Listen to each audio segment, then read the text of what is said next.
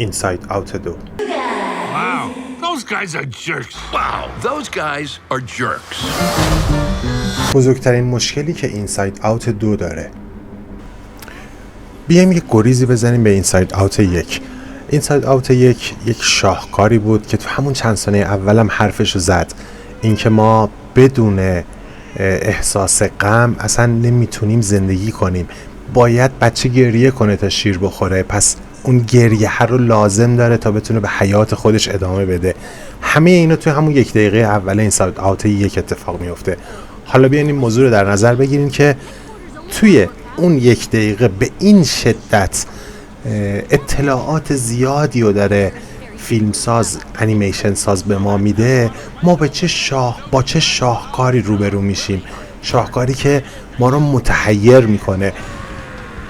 همین که میتونه به ما به حالت خیلی ساده‌ای بگه که احساسات درون مغز ما هر کدوم میتونن یک کاراکتر داشته باشن و ما قبول میکنیم این کاراکترها رو.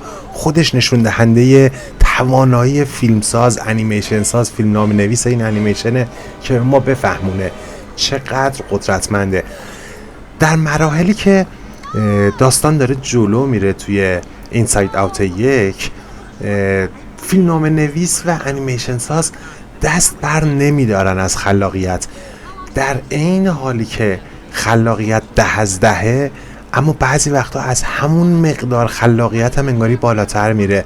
میزان خلاقیتی که توی این انیمیشن وجود داره، نه فقط فیلمنامه این انیمیشن بلکه همه اجزای این انیمیشن فوق العاده است. الان به موسیقی که توی این صحنه ها داره پخش میشه دقت کنید.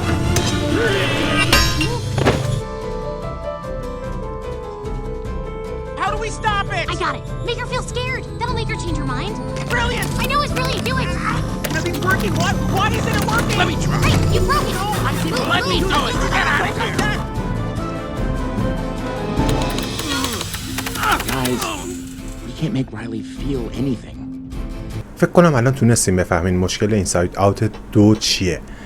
اینساید آوت 2 بعد از یک شاهکاری ساخته شده که ما رو بهت زده میکنه و وقتی که اینساید آوت 2 میاد توقع داریم همون احساسات رو به ما برگردونه، اما چون دیگه بکر نیست، موضوع لو رفته، موضوع رو ما میدونیم، اون نمیتونه به اندازه قسمت اول ما رو سر شوق بیاره، ما رو بهت زده کنه.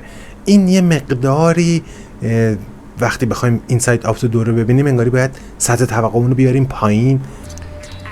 اینساید آوت 2 با این مضمون شروع میشه که رایلی احساسات تازه‌ای رو پیدا میکنه، احساسایی مثل هیجان، مثل حسادت، مثل افسردگی. این احساسات قراره به احساسات جدید توی مرکز مغز بپیوندن و قراره تصمیم گیری های جدیدی رو شکل بدن برای رایلی، برای کاراکتر نقش اصلی داستان. مشکل این اینساید آوت 2 اینه که این کاراکترهای جدید به جذابیت کاراکترهای قبلی نیستن، عمیق هم نیستن و در تقابل با احساسات قبلی که یک جایی تبدیل میشن به احساسات سرکوب شده رایلی، نقطه ضعف‌های خیلی زیادی دارن، خیلی ساده انگارانه اشتباه میکنن و این یه مقداری سطح فیلمنامه رو آورده پایین.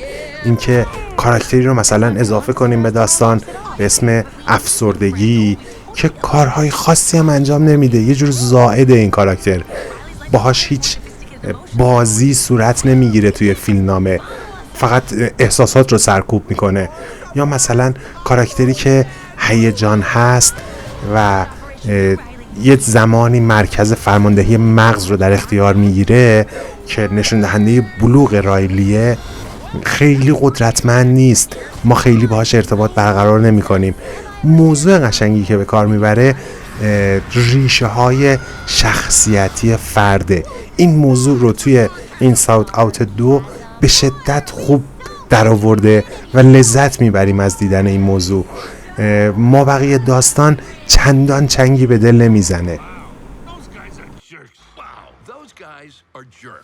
سوالی که اینجا باید از خودمون بپرسیم اینه که آیا ارزش دیدن داره یا نداره؟ شک نکنین که ارزش دیدن داره و خیلی زیاد ارزش دیدن داره. یعنی وقتی که وقت میذاریم برای دیدن این قسمت دوم اینساید آوت به هیچ عنوان احساس نمی‌کنین وقتتون تلف شده. به همون شدت سرگرم کننده است، اما تا اندازه خب داستان لو رفته دیگه. یک صحنه ای رو از اینساید آوت یک انتخاب کردم واسه آخر این ویدیو که وقتی اونو ببینین متوجه میشین چه شاهکاری بود اون و جای یک همچین صحنه هایی توی این قسمت اینساید آوت 2 خالیه. Where you learn to skate. Come